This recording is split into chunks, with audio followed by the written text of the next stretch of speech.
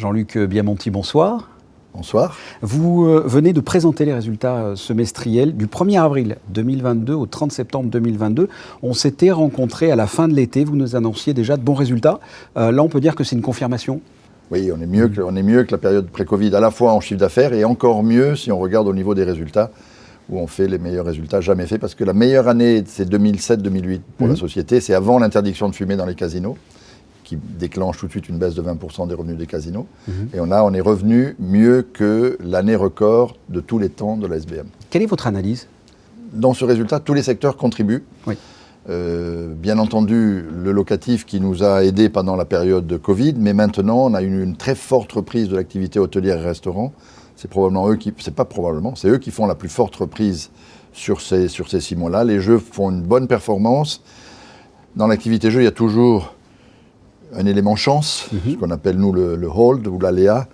Et sur les 6 mois dont on parle, on a des très bons chiffres, mais on a eu un peu moins de chance que les 6 mois de l'année dernière. Donc voilà, les jeux en petite progression, l'hôtellerie en très forte progression et les loyers stables en légère progression. Mais l'ensemble des secteurs contribuent aux résultats records de la société. Une année record, mais en plus, vous avez revendu vos parts de Betclic. Oui, effectivement, comme je vous l'ai dit, donc on fait l'année record d'un point de vue opérationnel. On n'a jamais fait autant de bénéfices au niveau de la société. Mais en plus, nous avons conclu en juin 2022 la cession de nos parts de Betclic, qui représente un profit de 820 millions supplémentaires. Donc il y a non seulement une société qui gagne de l'argent, mais qui a dans son trésor de guerre 820 millions. Donc c'est un bon moment pour en prendre la direction. On peut dire là que l'on est sorti de la crise, ou c'est trop tôt pour le dire ? Non, on est sorti de la crise. Alors maintenant, s'il y a la 25e vague qui arrive, je ne peux pas vous dire, mais à l'instant T, on est sorti de la crise. La boîte est bien restructurée.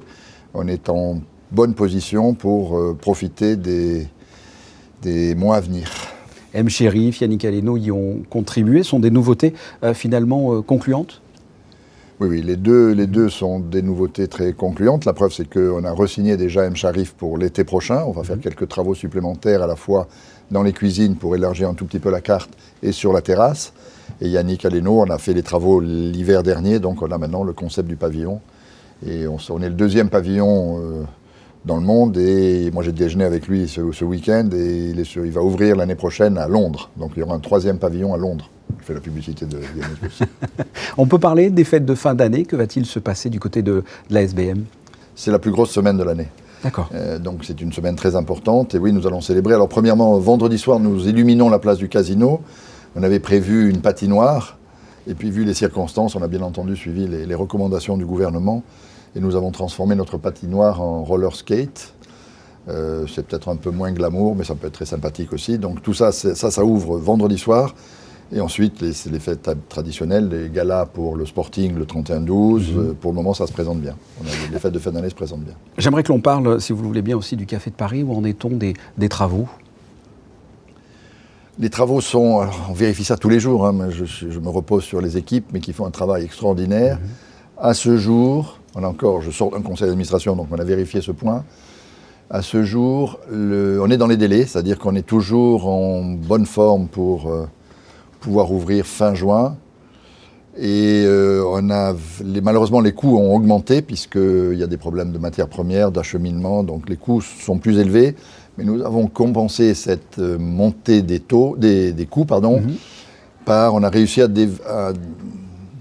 développer quelques surfaces commerciales supplémentaires, notamment sur la place du Casino, on a agrandi une des boutiques, on a trouvé une petite boutique où on pensait mettre les journaux, où on va faire venir un autre locataire. Ce qui fait qu'avec l'accroissement des mètres carrés et donc les droits au bail correspondant à ces mètres carrés supplémentaires, on continue à être dans l'objectif qu'on s'était fixé, à savoir les droits au bail financent l'intégralité des travaux du Café de Paris, même après augmentation. Alors Stéphane Valéry est arrivé il y a quelques semaines au sein de la SBM. On peut déjà parler de passation de pouvoir ? Absolument, nous faisons tout ensemble et il n'y a pas de meeting important sans qu'il y participe. Parce que tout implique 2023 où moi je ne serai plus là, donc il faut qu'on soit tous ensemble et je crois que nous sommes sur la bonne voie. Alors, il devrait prendre la tête de la SBM le 1er avril. Qu'en est-il vous concernant? Quel est votre avenir? Vous allez rester au sein de la SBM? Vous quittez la SBM? Qu'en est-il de votre avenir? D'abord, je vais tout faire pour que ce soit avant le 1er avril Ouais. et que ce soit plus rapide que ça, parce que je pense que ça fait 2 mois que nous sommes dans cette position, il ne faut pas que ça s'éternise. Et moi, j'ai plein de projets en dehors de la SBM. Non, moi, je quitte la SBM, mais j'ai déjà trop de choses à faire par ailleurs, donc il faudra que je fasse le tri dans mes autres activités. Jean-Luc Biamonti, merci. Merci beaucoup.